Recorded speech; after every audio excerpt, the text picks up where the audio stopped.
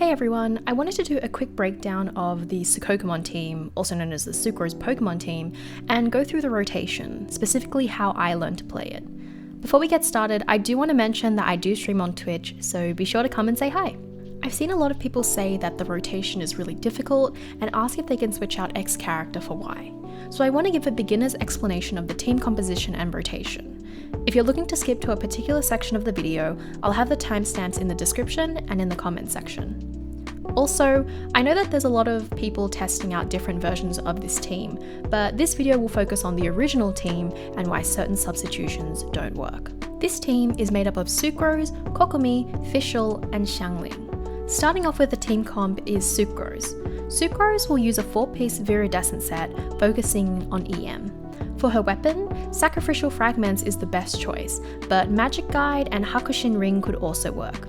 Having C1 Sucrose is good as you're guaranteed a second use of her E ability, but all in all, you don't really need it. Part of what makes her special in this team is that her E ability can swirl Xiangling's Guoba. When you swirl, what happens is that the enemies that get hit will have their elements transferred onto them. So right before Guoba does the fire attack, it has the pyro status on it. So when Sucrose swirls, the enemies get that pyro transferred onto them. By doing this, the enemies will have their pyro resistance reduced, and any further pyro attacks will do more damage. The Guoba swirl technique is a decently important part of this team. You can skip it, but you'll do less damage.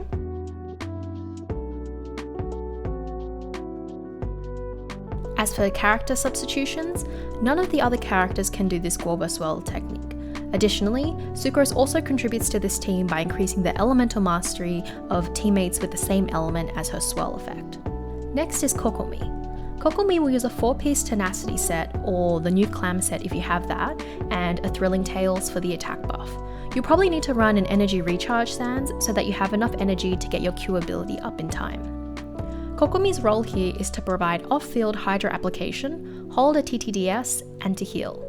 Even though she gets called a 5-star Barbara, what Kokomi does differently is that her Jellyfish can apply Hydro off-field more effectively, compared to Barbara's E, where you basically have to be touching other enemies in order to apply Hydro.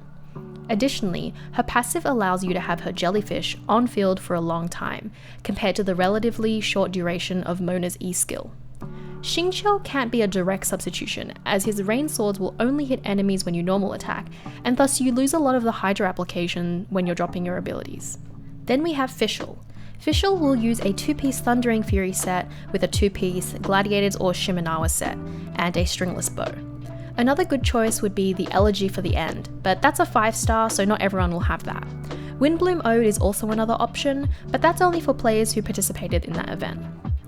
While Fischl's constellations are pretty helpful, it's still possible to run this team without it.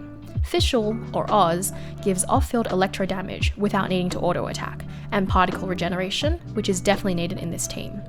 Using Fischl's E and Q ability at the right time allows you to have Oz on-field for a long period of time, resulting in long electro application.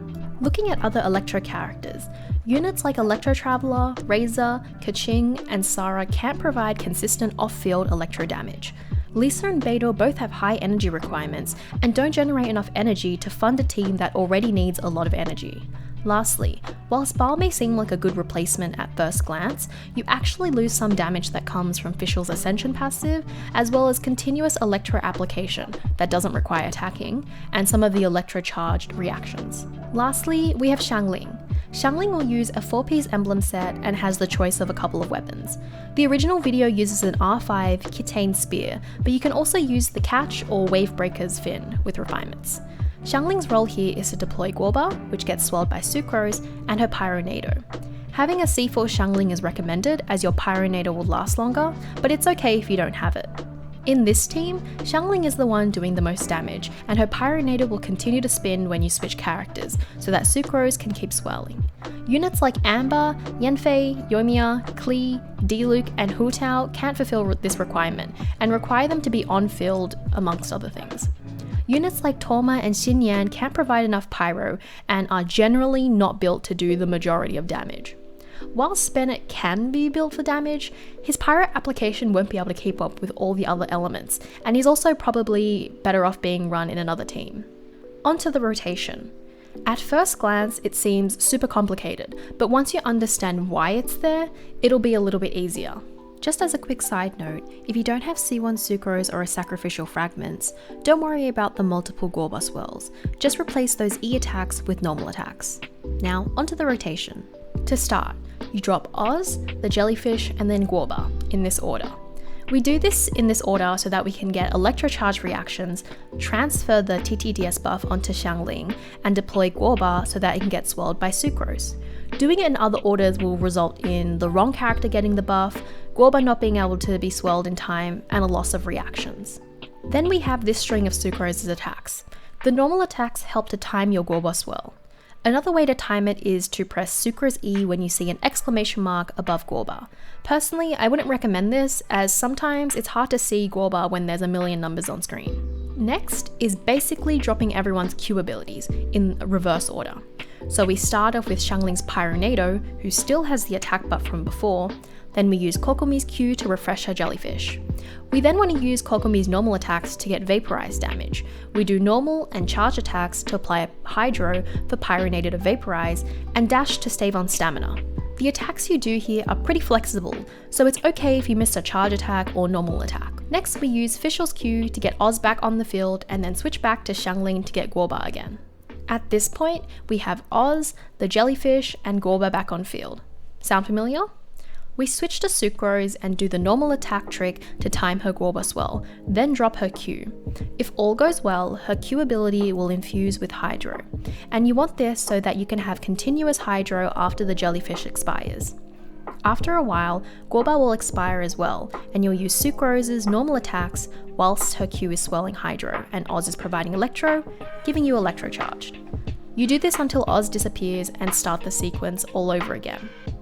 So the TLDR is drop everyone's E abilities, Sucrose attacks, drop everyone's Q abilities, and then back to Sucrose. I'm sure by now everyone has seen it already, but 1010 has a really great video that explains this really well, and also goes through some of the theory crafting behind this team. Additionally, Terraflood, the original creator of this team, also goes through this rotation and showcases this team in the 2.2 Abyss with the Doritos. I hope that the people interested in trying out this team will take the time to learn this rotation, as I think it's super rewarding when you see all the numbers on screen. You also get to learn and practice game mechanics, such as swirling elements and timing abilities, which will carry over when you play other teams, and will generally improve your skills in this game. In any case, I hope you guys enjoyed this little breakdown, and don't forget to like, comment and subscribe.